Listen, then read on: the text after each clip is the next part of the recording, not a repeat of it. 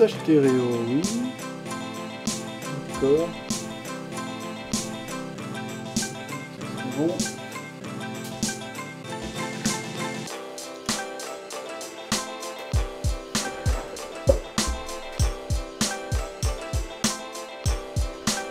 Ok. Ok. Et la webcam.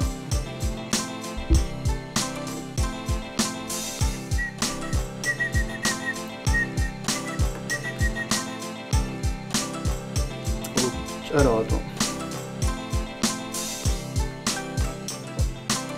Voilà. Bon bah tout m'a l'air bon. Ok, bonjour à tous et bienvenue sur videobourse.fr. Désolé, putain, la webcam.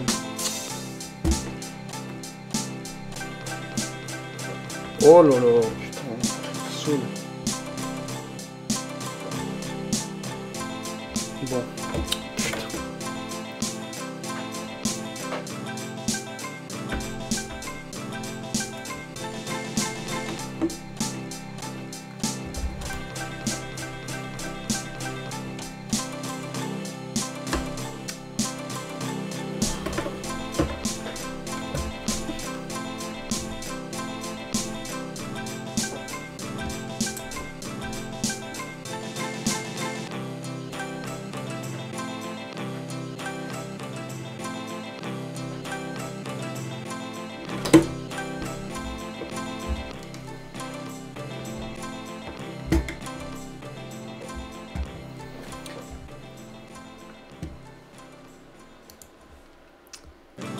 Ok, je vais vous demander si c'est ok au niveau du son et de l'image. On va pouvoir débuter. Je peux bien voir m'excuser pour mon retard. Du coup, on continuera.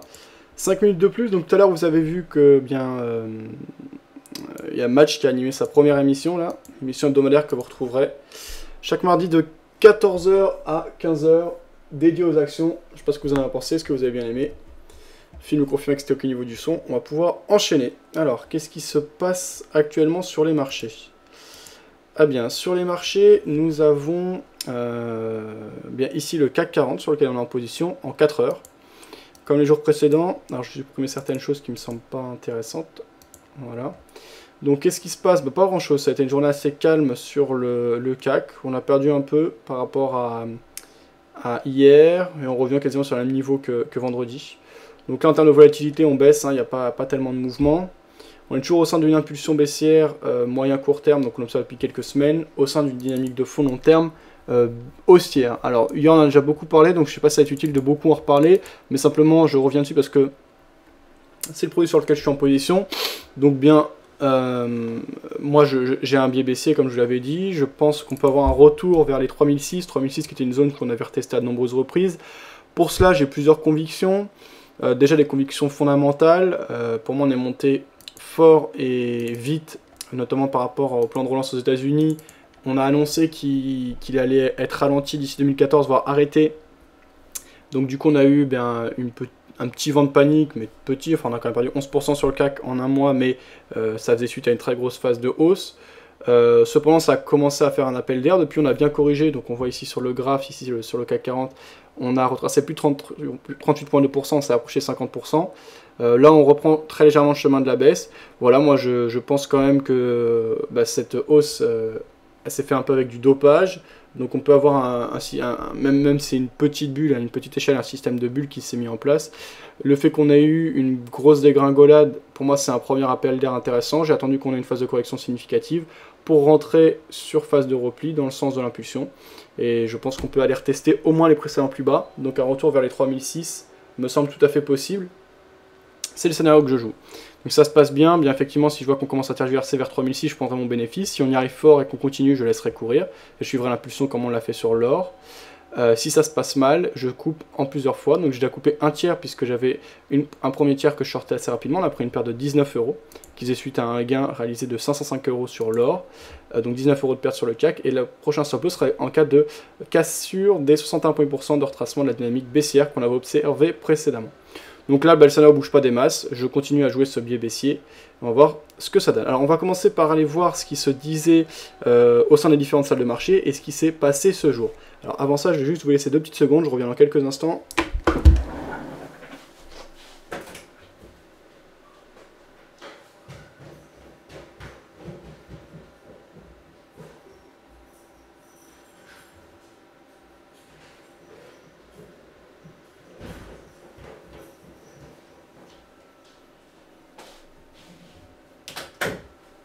Voilà, pardon. Donc, alors, ce jour, qu'est-ce qui s'est passé? On va aller voir tout de suite du côté de Boursorama. Très intéressante l'émission de match, disait Matt, ok. Chris, là, ça en avait vu. Donc sur Bourso, les gros titres, Paris termine en repli, on perd 66%, hier on a pris 79%, donc ça a baissé. Je mettrai à jour d'ailleurs les performances, parce que vous savez, depuis le 24 juin, donc lancement de l'émission, on essaie de surperformer le CAC 40, pour le moment on y arrive, donc on va voir si ça continue. La Bourse de Paris a achevé dans le rouge une séance peu animée mardi, les investisseurs faisant preuve d'attentisme avant plusieurs rendez-vous économiques d'importance cette semaine. Alors les gros titres, Portugal, la démission du ministre des Finances fragilise le pouvoir. Grève des salariés de Sanofi, Darty prévoit de supprimer plus de 500 postes en France, le Portugal tenu de garder le cap de la rigueur malgré ses échecs. Alstom décroche un contrat pour les tramways en Équateur, États-Unis accélération des commandes à l'industrie en mai, Spanghero, l'offre de son fondateur, seule chance de survie, Wall Street ouvre sans conviction avant la fête nationale. Automobile, General Motors et Honda s'allient pour développer des piles à combustible. Sanofi examine l'avenir de sa branche recherche et développement. Rémunération en hausse des patrons de sociétés cotées hors CAC 40. Saint-Laurent, Paul Denève remplacé par Francesca Bellettini. Immobilier, des prix en baisse et des acquéreurs plus exigeants. Banque du Vatican, le pape accélère la reprise en main, d'accord. Carte bancaire, la fraude en légère hausse. Euronext, le rapport sur l'avenir de la bourse de Paris repoussé. Zone euro, un groupe d'experts sur une mutualisation de la dette. La Thaïlande rétablit ses subventions aux riziculteurs. La vente d'or à l'Iran sanctionnable par les États-Unis. Spanghero, audience cruciale devant le tribunal du commerce. Russie, l'homme d'affaires Lebedev sort du capital d'Aeroflot. Restauration, un nouveau prestataire pour les sandwichs SNCF. Saint-Gobain prêt à aller au contentieux pour céder son emballage. L'ISR, le label de placement social et responsable. Voilà donc ce qu'on avait pu lire au niveau des dépêches franco-françaises. Maintenant, enfin, il y a aussi par rapport à l'international, mais c'est ce qui était repris sur Boursorama. On va enchaîner avec Romandie, donc les news. Romandie qui est un site suisse.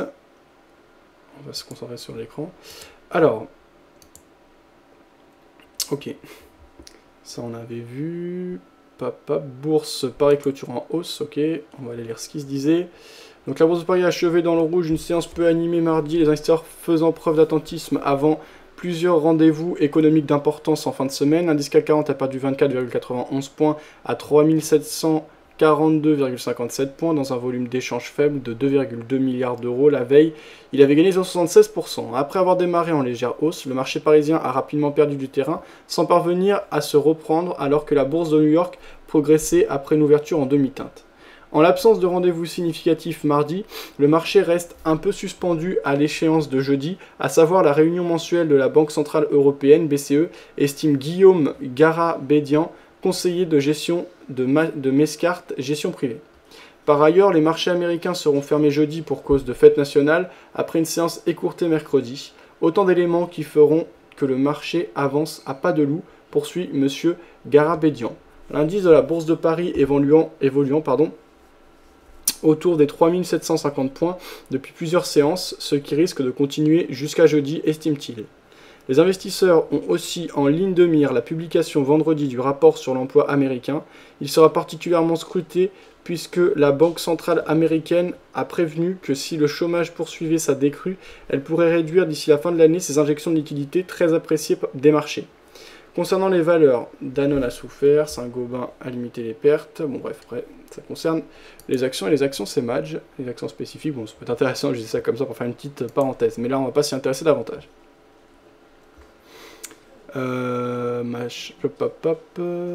Portugal, émission de ministre des Affaires étrangères. Polo Portas, Bourse Francfort, le DAX recule de 0,92%. Donc les coupes proposées sont clairement pires que ce qu'on attendait.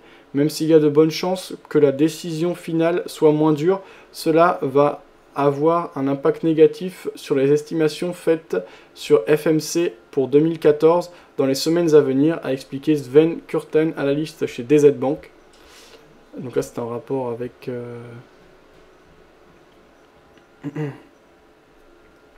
les actions allemandes, ça va moins nous intéresser. Et on va enchaîner. Bourse Londres marque une pause. Alors ce que j'aimerais ce serait avoir les points de vue en salle de marché, bon, il n'y en a pas des masses.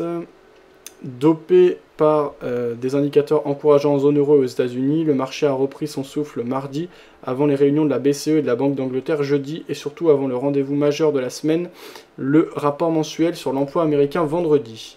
L'incertitude au sujet de la volonté de la Fed de diminuer ses mesures de soutien devrait continuer à tempérer l'enthousiasme des investisseurs jusqu'à ce que nous ayons le rapport sur l'emploi, a commenté Michael Eason de CMC Market. Tiens, je vais juste me connecter au Mumble. Je vous rappelle que vous participez à l'émission via écrit, mais également par audio.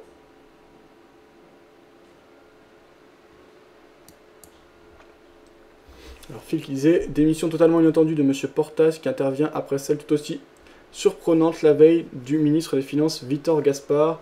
C'est pas France qu'il démissionnerait avec tous les avantages et phare qu'ils ont. Effectivement, hein, oui, en Portugal c'est le bordel. Coup d'état en Égypte, disait MDR. Ouais, donc il y a quelques événements qui se passent. Merci pour vos précisions. Voilà, je suis sur le Mumble pour ceux que ça intéresse. Alors, on va continuer à prendre le pied avec l'information pour savoir dans quel contexte on est. Et on va ensuite enchaîner avec l'étude graphique de plusieurs autres produits. Alors, USA net hausse des ventes pour General Motors. USA sanctions, voilà. Alors, j'aurais bien aimé avoir la bourse de Londres, d'accord. Wall Street. Le rôle mondial de l'euro a pâti de la crise en 2012. Ça, c'est un rapport par rapport à la zone euro, la BCE. Voilà. USA net hausse, on avait vu. Alors, est-ce que je pourrais avoir l'ouverture de Wall Street ?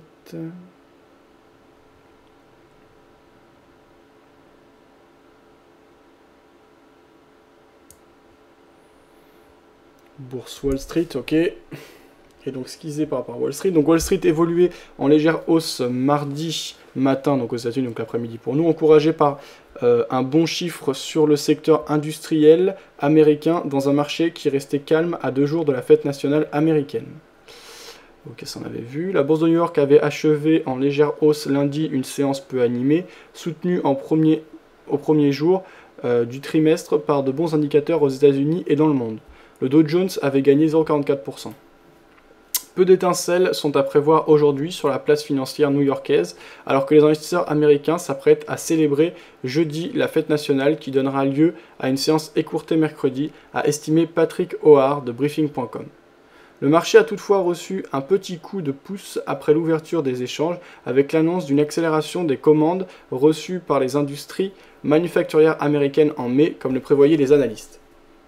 À quelques jours de la sortie d'un rapport mensuel sur l'emploi américain, les investisseurs s'apprêtaient aussi à suivre avec attention un discours du président de l'antenne de New York de la Réserve fédérale américaine, Fed, William Dudley, sur la situation économique à la mi-journée, a noté Carrie Venema de Schiffers Investment Research.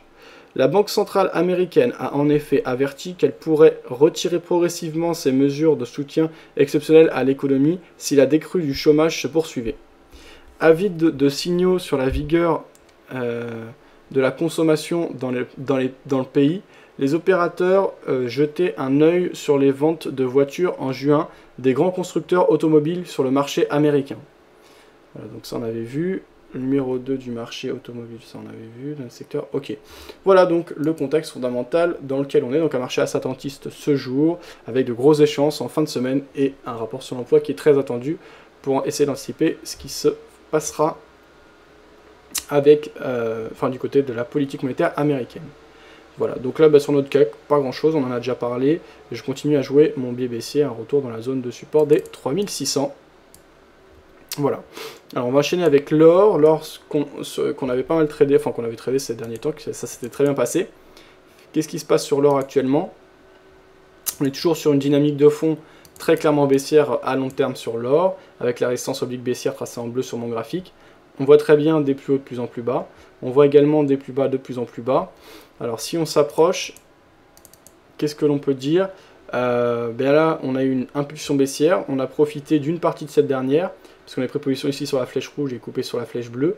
Depuis, on a une phase de correction qui reste de faible amplitude par rapport au mouvement précédent. Là, on a des vendeurs qui reviennent légèrement aujourd'hui. Donc clairement, je privilégierais les prises de position à la vente. D'ailleurs, le cours actuel est un point d'entrée plutôt intéressant, je pense, techniquement.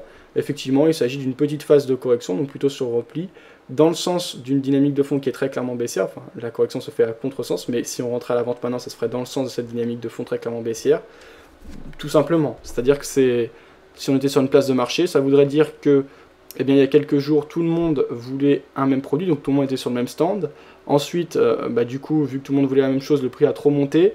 Il y a un peu de gens qui sont partis, le prix a pu rebaisser un peu. Enfin, en l'occurrence, c'est monté, c'est l'inverse, mais c'est pour vous donner l'idée. Et là, on voit que des gens commencent à revenir sur le stand. Donc, quelle est la logique? Si on étudie psychologiquement les comportements des foules, de revenir maintenant n'est pas incohérent au vu de ce qui s'est passé les jours précédents. Même si le passé ne dure pas toujours de l'avenir, je pense qu'en termes de probabilité, c'est plutôt intéressant. Alors après, il y a aussi des réalités. Bien sûr, on négocie des produits financiers, notamment dans le cadre de l'or. Il y a des réalités derrière. On avait lu un article assez intéressant hier de la part de Philippe Béchat sur le biais du trader que j'avais partagé. Eh bien, c'est vrai que 1200 commence à être un prix intéressant. Alors après, on peut commencer à partir sur des stratégies plus long terme ou avec une autre vision des choses. Ce que je dis, c'est que techniquement, pour moi, le point d'entrée peut être intéressant. Maintenant, je suis déjà exposé sur le CAC, donc je ne vais pas y aller. Mais en tout cas, si je devais rentrer dans l'absolu, ce serait à la vente ici sur l'or. Pas d'objectif précis, mais pourquoi pas parier par exemple sur un ralliement des 1161 $, qui était une ancienne zone de résistance, qui pourrait jouer désormais un rôle de support, voire un retour vers les 1000 $ l'once d'or, qui sera un seuil psychologique très important. Voilà ce que je peux dire par rapport à l'or. Alors je vais aller faire un petit tour du côté du chat écrit, voir ce qui se dit. Si vous avez des questions, des points de vue, des idées, des avis, n'hésitez pas à les échanger. On est là pour ça également, même si l'émission est rapide. L'idée c'est quand même d'échanger. Donc rester dans la même idée que trader ensemble auparavant. Ça on avait vu. Dollar face au dollar hongkongais, gros support, banque centrale derrière. Alors Phil, tu nous as déjà parlé, on va aller jeter un coup d'œil tout à l'heure. Très intéressant l'émission de Matt, je disais Matt. Phil disait stop sous 7.75. Pour trader le CAC en plus c'est pas mal, disait Matt. Voilà, ça on avait vu. Ok, donc on va aller du côté du dollar hongkongais face au dollar, enfin du dollar face au dollar hongkongais.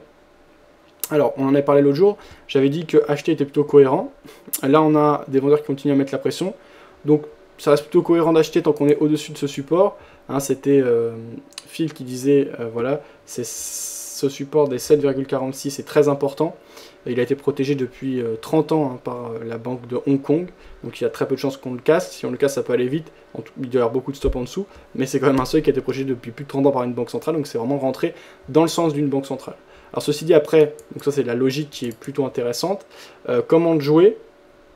Eh bien il faut essayer de mettre le timing, d'avoir un timing optimal et de mettre les probabilités dans son sens un maximum. Donc pour moi c'est trop tôt pour rentrer puisqu'on est en impulsion baissière. Donc si on considère et qu'on veut acheter au-dessus du support, effectivement on peut préparer une position pour les prochains jours, puisque quoi qu'il arrive ça m'étonnerait qu'on décale directement en dessous. On aura forcément des petits soubresauts au-dessus des 7.46. D'acheteurs qui reviendront parce qu'il y en a énormément qui jouent cette stratégie de rebond et de jouer le fait que ce seuil des 7.46, pardon, 7.74, 60, voilà, de jouer le fait que ce seuil tienne bon et que les acheteurs reviennent et de rentrer dans le même sens et dans la même logique que la banque centrale hongkongaise, ce qui est plutôt bon, c'est toujours mieux d'être dans le sens d'une banque centrale que contre cette dernière. Qu'est-ce qu'on peut dire? Eh bien, pour moi, il faut attendre que le ralentissement ait lieu.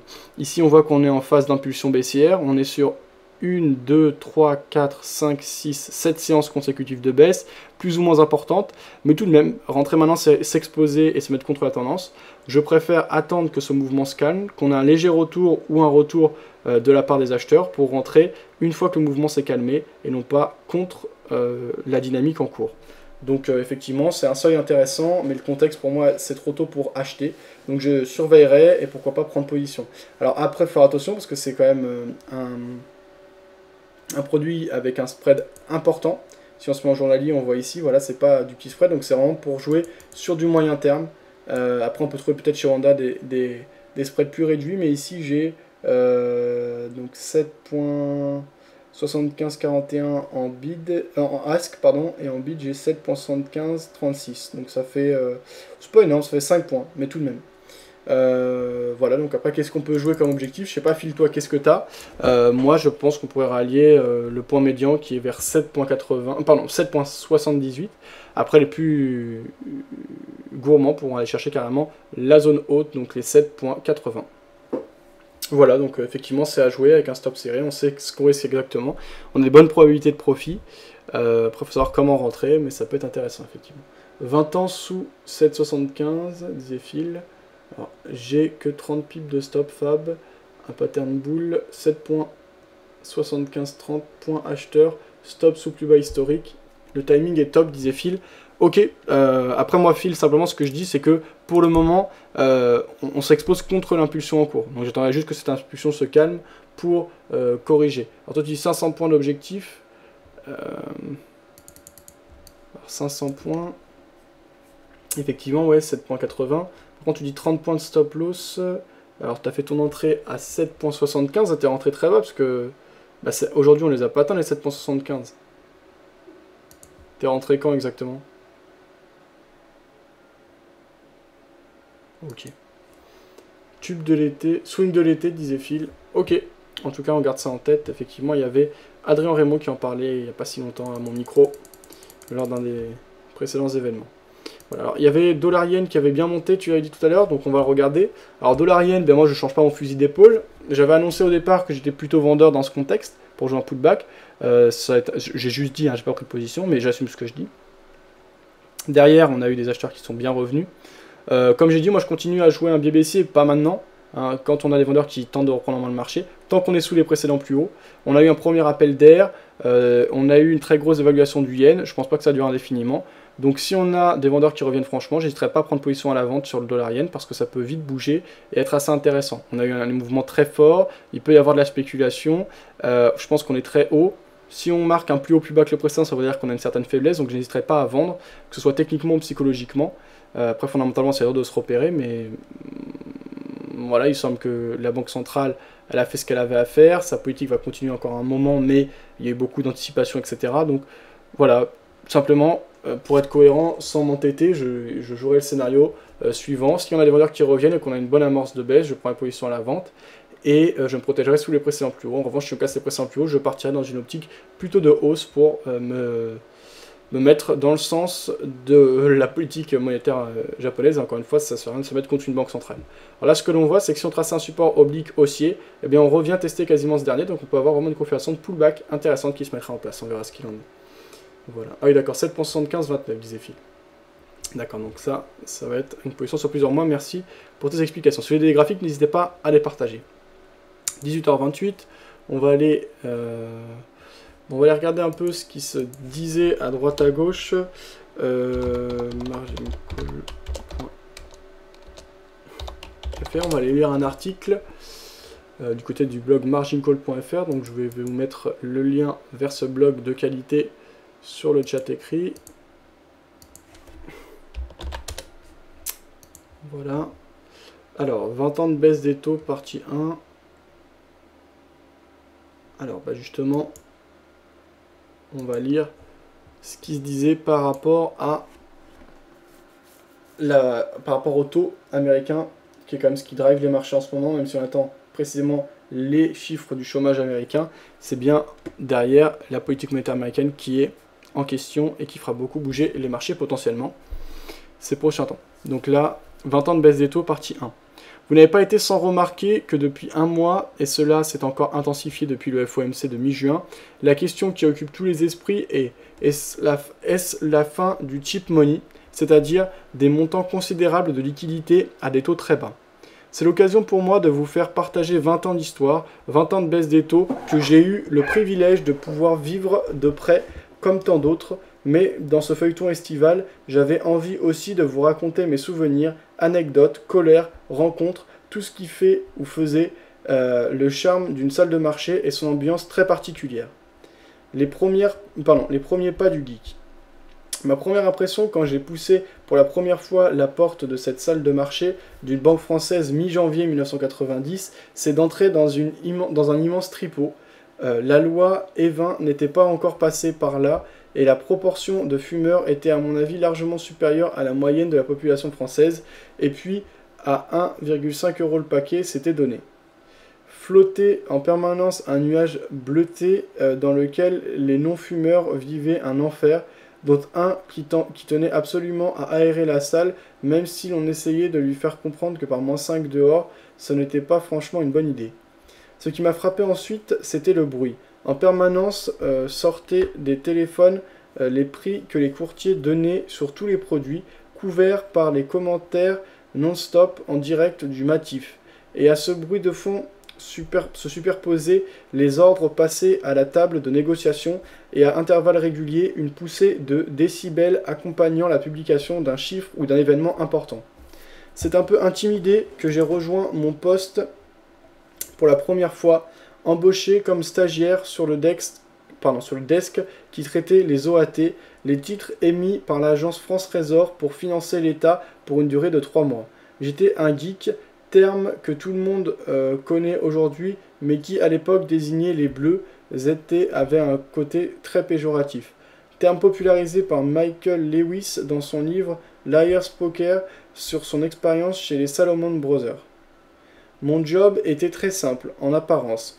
Mettre à jour la page de nos prix sur les OAT en temps réel grâce au terminal Reuters, Bloomberg n'existait pas, vieil engin dont les fonctionnalités étaient moindres que celles d'un Minitel et dont j'avais hésité en attendant un investissement informatique, dont j'avais hérité. Market Maker sur les OAT. Nous étions en effet market makers et les prix que nous affichions sur les écrans étaient fermes jusqu'à 20 millions de francs pour les autres market makers et bien sûr à minima pour les clients.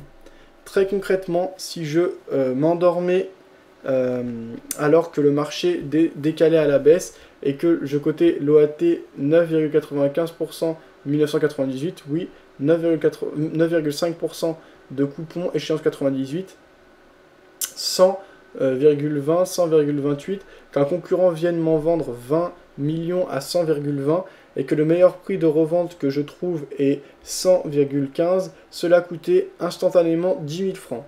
Ce qui en réalité n'était pas colossal, mais engendrait quand même à chaque fois, on va dire, une remontrance du boss. Il fallait donc tenir compte du prix du contrat futur, de la sensibilité de chaque obligation. J'en avais 7 ou 8 sur ma page sur les échéances 1994 à 1999. Des trades que nous faisions avec les clients et les autres markets et bien entendu des positions que nous avions en compte propre et si nous voulions les déboucler ou les conserver. Pas trop compliqué donc, sauf quand vous ne comprenez pas la moitié de ce que les gens vous disent. Parce que croyez-moi, un jargon de salle de marché, ça demande plus de 2 heures pour comprendre. L'exemple basique est l'usage de 70 et 90 obligatoire car tout se faisait à l'oreille et dans le brouhaha, il était trop aisé de confondre 70 et 66 ou 93 et 96. Aucun risque entre 70 et 70. J'ai d'ailleurs employé par habitude 70 et 90 pendant longtemps, même en dehors des salles, d'où des vous êtes belge fréquents. La Bundesbank ne rigole pas. Et la période était particulièrement agitée et peu propice à des séances de formation du geek. Le mur de Berlin venait de tomber, la réunification était en marche, et Helmut Kohl, chancelier de l'époque, non seulement promettait la reconstruction rapide dans l'ex-URSS, dans l'ex-RDA, avec des besoins de financement colossaux, mais surtout un échange des OST Marks contre les Deutsche Marks à une parité de 1 pour 1, totalement déconnecté de la réalité économique, mais assumé politiquement. Le hic est que la Bundesbank, banque centrale de la RFA, dirigée par Karl Otto Poel, pour situer le personnage Monsieur Wedman, actuel président de la Bouba, apparaît comme un joyeux drill à côté de lui. Voilà. Considérer un risque inflationniste important et, en conformité avec son mandat et fort de son indépendance, a violemment relevé ses taux d'intérêt, de mémoire d'environ 4% fin 1989 à 6% fin 1990, alors que les taux français étaient proches de 10%. Ceci avait une influence directe sur les taux français, car dans le cadre du système monétaire européen, j'y reviendrai, la France avait décidé de poursuivre une politique double de désinflation et d'arrimage du franc aux marques. Tout mouvement de taux en Allemagne engendrait quasi automatiquement un mouvement de la Banque de France, mais de bien moindre ampleur, car les taux français étaient donc encore largement supérieurs aux taux allemands, héritage d'une époque de 30 ans où le franc dévaluait contre le mark de façon régulière. Lorsque le nouveau franc avait été introduit en 1958, il valait 1 Deutschmark. 30 ans plus tard, 1 Deutschmark valait 3,35 francs. Résultat, 17 séances consécutives de baisse sur le notionnel. Le notionnel était le contrat de futur sur les OAT géré par le MATIF, marché à terme des instruments financiers, de maturité 7 à 10 ans, dont le nominal était de 500 000 francs et qui était l'unique couverture liquide disponible sur les obligations. Mais tout le monde l'appelait le MATIF et j'utiliserai donc ce terme. 17 séances consécutives de baisse, dirais-je, avec des taux à 10 ans qui sont passés d'environ 9,5% à 10,5% en moins d'un mois, et vous l'imaginez, certaines séances quelque peu agitées, et à l'intérieur des creux de marché où le stress de la mise à jour était à son maximum. Et il y avait d'autres facteurs à prendre en compte. Le plus important d'entre eux étant J. Dès le départ, on m'avait dit « fais attention avec J ». J, ce n'était pas le Man in Black qui chassait les extraterrestres, c'était carrément un extraterrestre. Vendeur expérimenté, il avait la très fâcheuse habitude de confondre le sens du client avec le sens de la banque, ce qui donnait lieu à des échanges savoureux, débouchant inévitablement sur une prise de bec, garantie authentique. J donc disait, là c'est une discussion qui est indiquée, tu peux me faire une offre pour 50 millions de 9,7% 1997, prononcé 9717, le trader 98,28, ok je les achète, trader, ok je te vends 50 millions à 98,28, non c'est mon client qui me les vend, trader, comment ça ton client te les vend, il est bien acheteur, non non mon client est vendeur, c'est un bid que tu voulais alors, non puisque moi je suis acheteur, mais si toi tu achètes en tant que salesman de la banque, ton client est bien vendeur, le prix c'est 98,20, ah non, il a confirmé 98,28, et puis de toute façon, il a raccroché. 40 000 francs de perdu en 1 minute 30, engueulade, rendez-vous dans le bureau du patron, une fois sur deux, quand on oubliait de lui faire préciser le sens du client. Il se trompait, le mystère pour nous était qu'il soit toujours à son poste. Le calme après et avant la tempête. Après donc un début pour le moins agité, le reste du trimestre, de ce que je m'en souviens, a été plutôt calme. Les marchés se disant que les actions rapides et fortes de la BUBA, donc la Banque Centrale Allemande, stabiliseraient les anticipations d'inflation, qu'elle ferait plus si nécessaire, et surtout que la courbe des taux allemande était déjà très pentue. Ce qui est assez drôle, je trouve, c'est de commencer une chronique baptisée 20 ans de baisse des taux en racontant un mini-crash. J'étais accro comme un enfant de 10 ans dans une usine de fabrique de bonbons. Je voulais faire ce métier. Il faut croire que tout s'est bien passé puisque vers la fin des 3 mois, j'avais en poche un contrat de travail démarrant le 30 juillet et un contrat de VSNE, Volontaire Service National en entreprise, pour Hong Kong à compter de mai 1991. De retour cette fois pour de bon, les 2 premiers jours furent juste mortels. Absolument rien à faire, la pause estivale dans toute sa splendeur. Le taux à 10 ans était revenu au point où il avait commencé l'année, vers 9,5%, et pourtant, dans ce profond ennui, j'ai appris une leçon, qu'il ne faut jamais jurer de rien sur les marchés. Nous passions donc nos journées à bâiller entre 2 séances de coaching, et mon patron m'a même dit le mercredi combien il avait regretté de me faire venir en août au lieu de septembre pour permettre au reste de l'équipe de prendre des congés, que l'activité ne méritait vraiment pas que l'on soit 2 traders plus moi. Le lendemain, Saddam Hussein envahissait le Koweït. Donc on va voir la suite un peu plus tard, et c'est intéressant d'avoir ce retour d'expérience d'un trader en salle de marché. Je vous ai mis le lien vers le site donc, de margincall.fr. 18h39, il nous reste encore 25 minutes d'émission. On va enchaîner en faisant un point sur ce qui se disait sur le chat écrit, et ensuite on ira voir d'autres produits. Alors, il y avait Phil qui partageait un lien, on va aller regarder ça. Voilà le lien de Phil sur le dollar face au dollar hongkongais.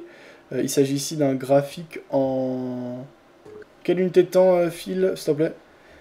En tout cas, on voit que le mouvement baisse, c'est pas forcément fini. Alors pourquoi t'as pas attendu carrément les 7.7529? Ah si, c'est ce que t'as attendu, justement, pour rentrer. C'est ça, hein, pour toi, là, la figure a été validée, donc c'est pour ça que t'es rentré, donc pour toi, le timing était parfait. Donc là, désormais, tu penses à un retour en main de la part des acheteurs, et tu penses qu'on va remonter carrément vers les 7,8, hein, c'est ça? Donc pour toi, tu penses qu'on peut les rallier en combien de mois, puisque c'est quand même un objectif, là, plutôt moyen-long terme, hein, c'est 7,8, c'est ça, Phil? Alors, USD, HKD, figure validée, ratio risque-gain très important, risque faible, gain important, même config que l'euro franc suisse l'année dernière, 1.20 défendu, puis explosion. Effectivement, il y avait des choses très intéressantes à faire, et beaucoup de gens l'ont joué. Alors toi, Phil, qu'est-ce que tu en penses de l'euro franc suisse? Déjà, est-ce que tu avais joué ce seuil des 1.20? Et ensuite, voilà, c'était un daily, merci. Eh bien, on va aller voir justement l'euro franc suisse qu'on n'a pas regardé depuis un petit moment. Alors avant ça, je vais parler un petit peu à Willy qui est sur le chat audio. Salut Willy, ça va? Ça va très très bien et toi? Ouais, ça roule. Quoi de beau pour toi? Euro-yen. D'accord. Et t'as des positions actuellement sur l'euro-yen? Ouais, j'ai 3 positions sur l'euro-yen en ce moment. D'accord. J'ai une position à... Alors attends. À 129,87, 130,17 et 130,64. D'accord, donc t'as pyramidé et tu vises quel niveau? 131,23. D'accord, donc si on arrive à 131,23, tu fermes tout? Je coupe ou ça dépend. Peut-être que je vais garder la position parce que je pense que ce mois-ci sera aussi. Sera aussi. D'accord, donc quel sera le facteur qui te fera soit fermer, soit garder cette position? Le facteur, ben, je n'ai pas vraiment, à vrai dire. Je suis plutôt le feeling hein, du marché. Et ben là, je vois que ben, on est plutôt aussi en fait. C'est tout ce que très bien. Ouais, j'ai pas de truc particulier à dire, voilà. Alors cependant, t'as dit précisément 31,23, 131,23. Pourquoi c'est 23? Qu'est-ce que t'as ici? Alors pourquoi j'ai pris 131,23? Ben, c'était par rapport à hier en même temps, ce niveau. Mais je me suis dit, comme on a cassé le niveau de ce matin, c'est-à-dire 130.21, et qu'on a recassé un niveau à 130,80, ben, ça sera peut-être le prochain niveau sera à 131,40 pour moi. Pour moi, c'est je me base sur la couleur de mes points pivots en fait. Une fois qu'on casse un point pivot, on va sur la couleur suivante. Donc voilà. D'accord, ok. Donc là, c'est quoi? C'est le R3 que tu as? Le R3, non, moi c'est ce niveau-là, c'est M3. Le M3 de ce matin et le M4. D'accord, donc les points médians entre les différents supports. Exactement. Ok, très bien, merci Willy. Alors, l'euro franc suisse que je voulais regarder, voilà, on l'a ici. On va simplifier le graphique, on va se mettre en oui, et puis c'est le niveau 100 de mon Fibonacci. Je pense que c'est pour ça que j'ai pris là. D'accord, ok. Donc voilà, ici en journalier, on a l'euro franc suisse. Alors, il y a l'historique qui est en train de se télécharger. Et justement, alors voilà, quand on dit par excellence l'analyse technique seule ne marche, enfin n'est pas suffisante, bah là par exemple l'histoire de l'euro franc suisse est intéressante et pour USD HKD également, bien parce que bah, si on ne sait pas ce que font les banques centrales derrière, on ne comprend pas du tout ce qui se passe sur le marché, c'est pas du tout des comportements techniquement cohérents et habituels. Hein, ici on voyait la zone des 120 qui était très largement défendue, là on est à 123,66. Donc on a toujours un franc suisse qui est sous pression haussière, qui attire beaucoup les capitaux par son image de stabilité, la Suisse. Malgré tout ce qu'elle a essayé de faire, à chaque fois on a de la pesanteur et des vendeurs qui reviennent sur ce seuil, mais seuil qui est bien protégé pour le moment. Et là, en fait, c'est ce qu'expliquait Philippe Lermy dans une des dernières conférences lors d'un salon, c'était le salon de l'analyse technique en mars, c'est que pour le moment, elle tient bon, hein, la Banque Centrale Suisse, et au contraire, elle a même gagné de l'argent dans ces opérations par rapport à son maintien du plancher, donc il n'y a pas de raison qu'il casse pour le moment. Donc ce qu'on peut faire, c'est profiter des points bas pour reprendre position. Alors moi, comme j'ai dit, j'aime pas prendre position quand on a des phases de repli, mais plutôt quand les acheteurs commencent à revenir. Et qu'est-ce qu'on voit sur l'euro-franc suisse? C'est que ces derniers temps, on a vu des vendeurs qui étaient revenus assez fortement, et là les acheteurs commencent à revenir. Donc on sera dans un timing excellent pour moi pour acheter sur l'euro-franc suisse. Je serais même intéressé de le faire. Ce qu'il y a, c'est que j'ai pas envie de multiplier les positions dans le cadre de ce compte. Il y en aura des opportunités au fur et à mesure, donc je vais rester cool. Moi j'ai l'habitude de prendre énormément de positions, comme vous le savez. Là par rapport à ce compte, justement, je vais aussi beaucoup me calmer, prendre le temps. Les marchés, ils proposent beaucoup de choses. Mon objectif principal par rapport à ce compte, c'est simplement de battre le CAC 40, qui n'est pas dans mes habitudes. D'habitude, je vais faire vraiment des performances énormes, etc. Et j'ai pas de honte par rapport à ça. Et on va bosser sur pas mal de robots par la suite. Donc ce sera intéressant à suivre. Et du coup, c'est une bonne opportunité. Tout de suite, si on me disait que je peux prendre position, je la prendrais. Ça me permettrait de me protéger. En fait, je prendrais position voilà, à 1.2364. Je me protégerais sous les 1.20, hein, comme beaucoup de monde. Et on peut aller chercher un objectif. Alors, il y a plusieurs possibilités par rapport à ça. Soit on va chercher un objectif qui n'est pas très haut. À ce moment-là, on peut même avoir un ratio gain-perte négatif. Par exemple, aller rechercher les précédents plus hauts qui avaient été testés récemment, donc les 1.26 par exemple. Donc là, on a finalement un stop qui est quasiment aussi grand, voire un peu plus grand que l'objectif. On peut carrément penser que les acheteurs vont revenir, ça j'en suis pas persuadé. Tout ce que je sais moi, c'est que le seuil des 1.20 est très fortement défendu. Là on a eu une phase de repli intéressante, donc on a un point bas. Pourquoi pas les retester les précédents plus hauts, parce que pour l'instant il n'y a pas de faiblesse. Donc voilà, pour moi, acheter 1.26 peut être plutôt cohérent sur l'euro face au franc suisse, donc je prendrais bien une position. Toi Phil, tu avais pris combien justement sur cette euro franc suisse?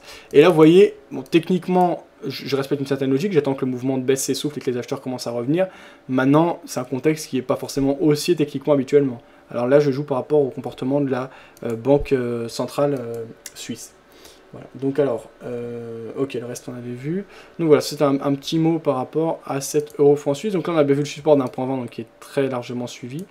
La partie haute s'étale entre 1.2474, qui marque le haut du range, et si on étire cette zone de résistance jusqu'à 1.2637. Donc voilà, on est actuellement plutôt dans la partie médiane, on peut attendre un retracement plus bas si besoin est. Voilà, alors on va enchaîner 18h47 avec d'autres produits. On va aller voir le VIX. Le VIX qui était retourné hier dans sa zone tout à fait habituelle. Théoriquement, je pense qu'on a dû baisser de nouveau aujourd'hui du côté du VIX, c'est le cas effectivement. Donc on a une volatilité qui baisse et on voit qu'on est dans un contexte assez calme, sans aucune exagération par rapport au marché américain, puisque le VIX est quand même un indicateur basé sur la volatilité, et on appelle l'indicateur de la peur. On voit qu'il baisse, il y a peu de mouvements en ce moment, et pas de mouvements anormaux, pas de mouvements excessifs. Donc on a un VIX qui est retourné sur les 17, qui est un seuil tout à fait classique pour le VIX, et qui indique que pour le moment le marché est très calme. À mon avis, le VIX va bien augmenter en cette fin de semaine, donc acheter le VIX maintenant peut être cohérent. Après, voilà, ça peut être cohérent, ouais, effectivement. Franchement, acheter le VIX maintenant est cohérent parce que fin de semaine, on va avoir beaucoup de mouvements forcément avec ces chiffres qui vont tomber. C'est des facteurs de volatilité assez importants. On est dans des zones tout à fait classiques. Voilà, donc acheter le VIX maintenant me semble assez cohérent. VIX est un produit assez spécifique à trader. Je sais pas ce que vous en pensez, n'hésitez pas à donner vos avis. Mais voilà, on est mardi. Non, c'est bien, franchement, c'est bien, à mon avis, d'acheter le VIX maintenant, c'est plutôt cohérent. Alors, comment on se protège, comment on le joue? Pourquoi pas prendre dès maintenant, parce qu'on a un petit ralentissement du mouvement de baisse, ou attendre un léger retour, mais là, c'est différent parce qu'on sait qu'en fin de semaine, on a des grosses échéances. Donc, voilà. Alors, on peut se protéger, par exemple, sous les précédents plus bas, si on veut serrer, qui avait été marqué en mars. Donc, à ce moment-là, on se protège sous les 15.37, par exemple à 15. Autrement, on peut carrément mettre sous les plus bas qui avaient été marqués en février. On est marqué à 13.71, ça commence à être des niveaux très bas, 13. Qu'est-ce qu'on peut viser? Moi, je pense que ce qu'on peut viser, c'est un retour vers les précédents plus hauts qui ont été marqués l'autre jour, donc en l'occurrence le 21 juin dernier, avec l'accélération haussière du VIX qui avait été liée à l'accélération baissière des marchés actions, et cette baisse notamment de 11% sur le marché, le CAC 40, je ne sais pas ce que ça a donné aux États-Unis. Donc un retour vers les 20. Donc voilà, moi je pense que c'est un scénario intéressant, ça, achat du VIX dans ce contexte. Voilà. N'hésitez pas à donner votre point de vue. Alors 18h49, on va aller voir s'il y a d'autres articles intéressants qui ont été publiés. Vous avez vu, je regarde pas mal de blogs, de choses comme ça. On va retourner sur le billet du trader. Hier, on avait lu quand même quelque chose de très intéressant, une chronique de Philippe Béchade.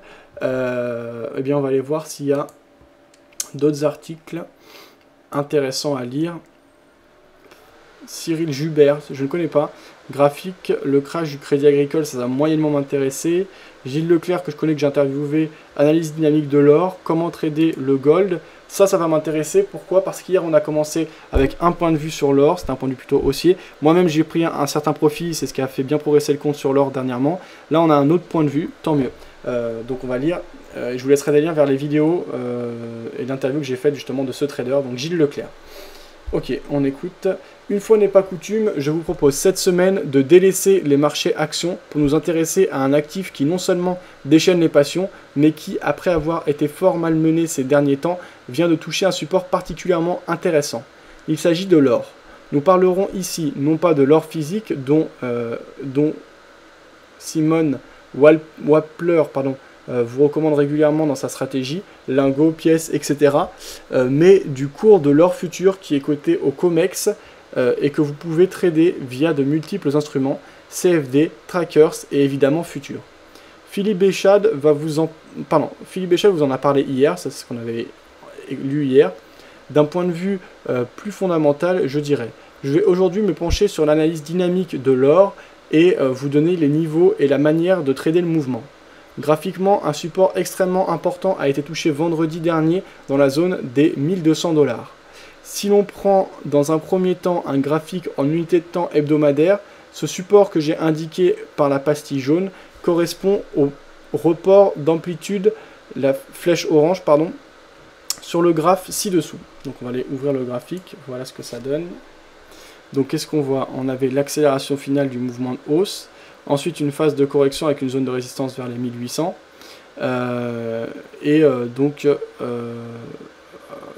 La cassure d'un support important vers 1550. Accélération baissière vers une première zone de support. Là, on atteint une seconde zone de support vers les 1200. Et le mouvement ensuite, et la prochaine objectif sera 1000. Donc ce qui est intéressant, c'est qu'on a des visions assez proches, hein, lui et moi. Et ça me rassure plutôt par rapport à ce que j'ai tracé, vous rappelez sur les graphes, parce que c'est un très bon trader, Gilles Leclerc. Ce support est un support long terme qui devrait créer au moins un rebond technique des cours. Mais en cas de cassure et toujours en respectant les règles de report d'amplitude, la sentence pourrait être particulièrement sévère car le prochain objectif graphique se situe dans la zone des 1000 $, rectangle bleu, report d'amplitude égale flèche bleue et orange. Alors, inquiet pour le cours de l'or, attendez un peu. Le cours n'a pas dit son dernier mot. Ce support hebdomadaire a de bonnes chances de tenir car l'analyse des unités de temps inférieures nous donne bon nombre d'indices qui permettent d'apprécier les probabilités de début d'un pullback en formation sur la zone des 1200, tout en nous permettant de décomposer plus finement le mouvement. Allons-y. 2 petites secondes s'il vous plaît, je vais juste aller ouvrir la fenêtre parce qu'il fait chaud, c'est pour ça que le PC souffle.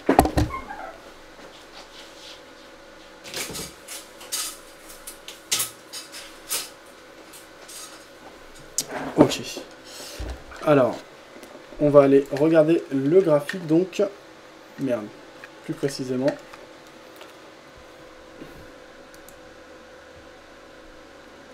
Ok, donc là, qu'est-ce qu'on voit? Eh bien, on a donc une vague, une seconde vague et une troisième vague, donc d'après lui, on pourrait arriver à la fin de ce mouvement théoriquement. Donc qu'est-ce qu'il dit par rapport à ce graphique? Eh bien, donc on va le regarder ici. Les prix évoluent depuis début 2013 par palier et selon un schéma bien défini par les amplitudes. Flèche orange, rectangle bleu. Le dernier niveau atteint vendredi dernier, pastille verte, correspond non seulement au dernier de ces reports d'amplitude, mais aussi au support du canal baissier en rouge. Le tout coïncide parfaitement avec les niveaux du support hebdomadaire que nous avons précédemment identifié à 1200 $. Notez par ailleurs que l'indicateur de cycle C-dur est redescendu en zone de survente, triangle jaune. Son retournement haussier dans les 2 jours qui viennent confirmerait la présence du support d'un point de vue technique ainsi qu'un retour des prix dans la zone 1340-1350 $. Première résistance, rectangle bleu sur le graphique ci-dessous. Oui, je t'écoute. On a cassé aussi la M, enfin j'ai une MM200 sur 200 jours et on l'a cassé. Donc je pense qu'on a repris une tendance haussière à long terme. D'accord, par rapport à l'euro-yen. Très bien, merci Willy. Voilà. La perspective... En H4. D'accord. La perspective donnée par l'unité de temps 4 heures fait quant à elle apparaître. Alors voilà ce qui regardait en 4 heures. Donc on voit toujours cette évolution par palier. Et là, cette zone de support qui a été touchée. Un MACD qui marquait des divergences haussières. Un C-dur. Alors je ne connais pas bien cet outil, donc on va lire bien ce qu'il avait à nous dire. Une vive réaction des prix au support des 1200 $. On a vu une vive réaction, effectivement, un beau rebond. La formation d'une figure de retournement du style anse avec tasse, ou peut-être d'une épaule tête-épaule, que les chartistes reconnaîtront. A priori, je privilégie la formation d'une épaule tête-épaule. Le cycle C-dur est déjà proche de son niveau de surachat, pastille verte. Dans ce cas, nous assisterions à une légère consolidation des prix au contact de la résistance rouge intermédiaire des 1245 $. Donc voilà ce qui pouvait se dessiner sur le graphique. À ce moment, après une rapide consolidation des prix, le point d'entrée sera donné par un nouveau retournement de cycle avec pour conséquence une forte probabilité de casser la résistance intermédiaire des 1245 $. Une fois de plus, si vous ne disposez pas de l'indicateur C-dur, indicateur que j'ai personnellement développé, vous pouvez utiliser un stochastique momentum index calculé sur une base de 10 périodes dont les signaux seront d'une certaine façon de même nature que ceux donnés par le C-dur. Sur cette unité de temps, le premier objectif devient le report d'amplitude de la boîte bleue inférieure, c'est-à-dire la zone de 1300 $. Conclusion, nous avons une tendance fortement baissière sur l'or, mais un support important à 1200 $. Nous avons l'apparition de figures chartistes et d'indicateurs techniques émanant des unités de temps inférieures permettant de valider le début d'un rebond technique. Les objectifs potentiels ont été décomposés selon les unités de temps, mais n'en reste pas moins qu'un retour sur les 1400 $, résistance du rectangle rouge sur les unités de temps hebdomadaires, pendant l'été ne serait absolument pas aberrant. En tout cas, pas plus que la baisse vertigineuse récemment subie par les prix.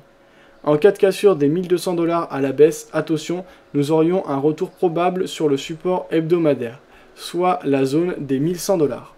Dernière chose, les marchés sont par nature imprévisibles. L'analyse technique permet de détecter des niveaux d'intervention potentiels avec méthode et est basée sur une approche rationnelle dont l'objectif est de déterminer quels points d'entrée sont les plus propices pour travailler. Car on n'ouvre pas une position sur n'importe quel niveau et sans avoir un rationnel à l'appui. C'est en tout cas ce que je m'efforce de vous expliquer et de vous faire partager chaque semaine avec vous. N'en reste pas moins que l'une des clés du succès en trading réside en la mise en place d'un money management, gestion du risque, ayant pour but de protéger rapidement et efficacement les positions, donc pour vous aider dans votre trade sur l'or. Soyons concrets, comment trader le mouvement sur l'or? Si les prix atteignent l'objectif de l'unité de temps 4 heures, 1295 $ à 1300 $, prise de profit sur un tiers de la position et remontée du stop à 1220 $, cela permet d'assurer un petit bénéfice sur un tiers de la position, mais surtout de placer un stop au niveau du point d'entrée. Résultat, vous vous retrouverez alors en position sur le marché avec 2 tiers de votre mise de départ, mais, et c'est fondamental, plus aucun risque en termes de trading car le stop est placé au niveau de votre point d'entrée ou très proche.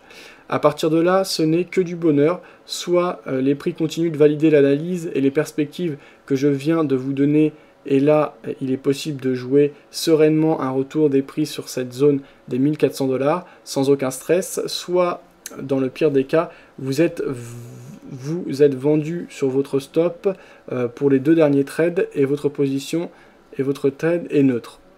C'est ce que l'on appelle une sortie fractionnée et c'est une partie fondamentale de l'approche que j'ai adoptée pour travailler sur les marchés. Là encore, je développerai ce money management en détail lors de la journée qui sera organisée par l'équipe d'Agora à Paris le 15 novembre prochain. Voilà donc ce qu'on pouvait lire. Je vous mets un lien sur le chat écrit pour ceux que ça intéresse. N'hésitez pas à participer. Donc c'est assez intéressant ce qui était eh bien, indiqué ici. Alors bien nous, il est déjà 18h59. On va prendre quelques derniers éléments, etc. N'hésitez pas à poser vos questions, c'est le moment, si vous avez des réactions, des questions. Si vous débutez également, les débutants, n'hésitez pas à me demander votre point de vue. Donc, bilan, puisque le but quand même de l'émission, c'est au jour le jour de dire ce que l'on fait et de surperformer le CAC 40. Comme on voit sur les marchés, c'est pas forcément de travailler plus pour gagner plus. Il faut beaucoup travailler le mental et sur le long terme, mais pas au niveau des prises de position forcément. Aujourd'hui, bien, je laisse simplement courir cette prise de position à la vente, dont un tiers a déjà été fermé. Moi, c'est une approche un peu inverse à celle de Gilles Leclerc, qui lui coupe une partie de son gain et dépasse son stop au break-even. Moi, je coupe mes pertes au fur et à mesure en prenant un tiers de perte. Donc là, j'ai pris un tiers de perte, 19 € de perte.